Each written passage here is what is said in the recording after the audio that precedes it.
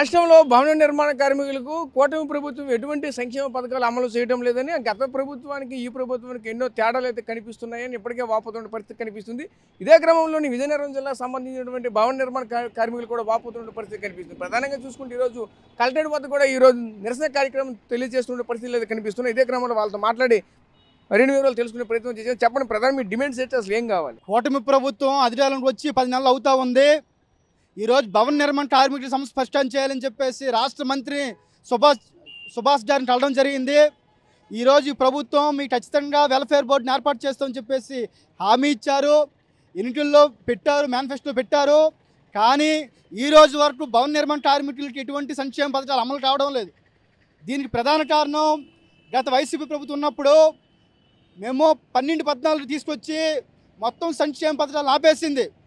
వెంటనే దీన్ని రద్దు చేయాలని చెప్పేసి భవన నిర్మాణ కార్మికులకి వెల్ఫేర్ బోర్డు ఏదైతే ఉందో ఈ వెల్ఫేర్ బోర్డుని వెంటనే పునరుద్ధరణ చేయాలని చెప్పేసి మేము డిమాండ్ చేస్తూ ఉన్నాం. దీంతో పాటు భవన నిర్మాణ కార్మికులు పనిచేసే సందర్భంలో ఏదైనా ప్రమాదం జరిగితే వాళ్ళు పట్టించుకున్న నాదుడే లేడు. కాబట్టి వెంటనే రాష్ట్ర ప్రభుత్వం స్పందించి ఏదైతే ప్రమాదం జరుగుతుందో ప్రమాదం జరిగే కార్మికుల్ని ఆదుకోవడం కోసం కనీసం 5 లక్షల రూపాయలు ఎక్స్ట్రా ఇవ్వాలని చెప్పేసి మేము డిమాండ్ చేస్తూ ఉన్నాం. దీంతో పాటు గతంలో కిట్లు పనిముట్లు అన్నీ కూడా ఇచ్చేవాళ్ళు. ఈరోజు కిట్లు లేవు, పనిముట్లు లేవు, ఎటువంటి సంక్షేమ పథకాలు లేవు. కాబట్టి కూటమి ప్రభుత్వం 2014 నుంచి 19 వరకు అధికారులు ఉన్నప్పుడు ఇవన్నీ అమలయ్యాయి.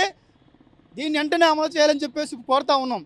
దీంతో పాటు ఈ కూటమి ప్రభుత్వం ఒక పైసా రూపాయలు ఖర్చు చేయకుండా సంక్షేమ బోర్డులు ఏవైతే డబ్బులు ఉన్నాయో ఆ డబ్బుల్ని కార్మికుల కోసం ఉపయోగించాలని చెప్పేసి మేము డిమాండ్ చేస్తున్నాం.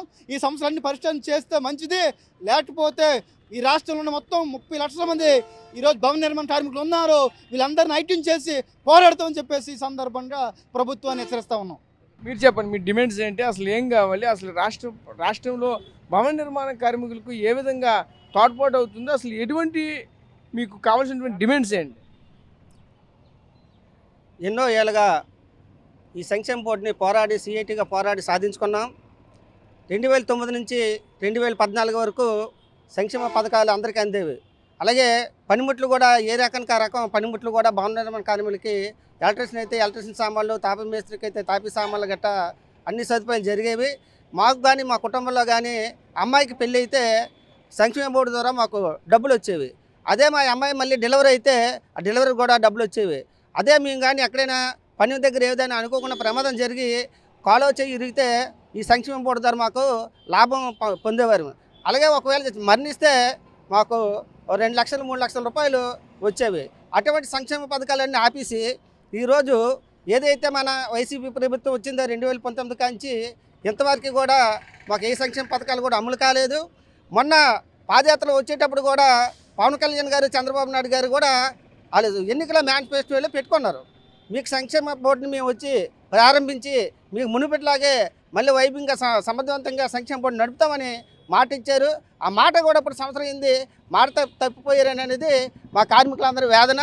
అలాగే ఈరోజు ఏదైతే బిల్డింగ్ తాలూకా పనిముట్లు సరుకులు ఉన్నాయో వాటి మీద జీఎస్టీ తగ్గించి అందరికీ పని కల్పించే విధానం చూడాలి. ఓన్లీ ఒక ఇసుక ఒకటి ఉచితంగా ఇస్తే కాదు, సిమెంటు, రాయి ఇటువంటివన్నీ ఉన్నాయి కాబట్టి వాటన్నిటిపైన కూడా జీఎస్టీ తగ్గించి కార్మికులకి అందరికీ ఉపాధి చూపించాలి.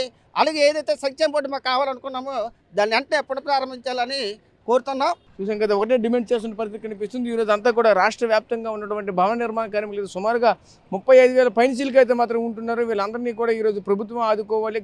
గతంలో చూసుకుంటే వాళ్ళకి సంబంధించినటువంటి సంక్షేమ పథకాలు అన్నీ కూడా అందే. ఈ ప్రభుత్వం వచ్చిన తర్వాత ఎటువంటి సంక్షేమాలు కూడా అందట్లేదు. అదేవిధంగా కూటమి ప్రభుత్వంలో రాకముందు అయితే మాత్రం ఎన్నో ఇచ్చిన హామీలు అయితే ఇచ్చింది, హామీలను కూడా నెరవేర్చుకోవాలని చెప్పుకొస్తున్న పరిస్థితి కనిపిస్తుంది. ఏదైతే ఇచ్చినటువంటి హామీలు ప్రతిదీ కూడా అమలు చేసి అయితే మాత్రం ఈరోజు మమ్మల్ని అయితే ఆదుకోవాలంటే ఈరోజు రోడ్డు ఎక్కిన పరిస్థితి మాకు కనిపిస్తుంది. లేదంటే ఇలాంటి ఉద్యమాలు అయితే మరి ఎన్నో రానున్న రోజులు చేస్తామని కూడా ప్రభుత్వాన్ని మరోవైపు హెచ్చరిస్తున్న పరిస్థితులు కూడా కనిపిస్తున్నాయి. కెమెరా పర్సన్ నాయుడుతో రాజేష్, RTV, విజయనగరం నుంచి. మరిన్ని వీడియోస్ కోసం ఛానల్ ని సబ్స్క్రైబ్ చేయండి. లేటెస్ట్ అప్డేట్స్ కోసం వాట్సాప్ ఛానల్ ని ఫాలో అవ్వండి. ఆ లింక్ డిస్క్రిప్షన్ లో ఉంది.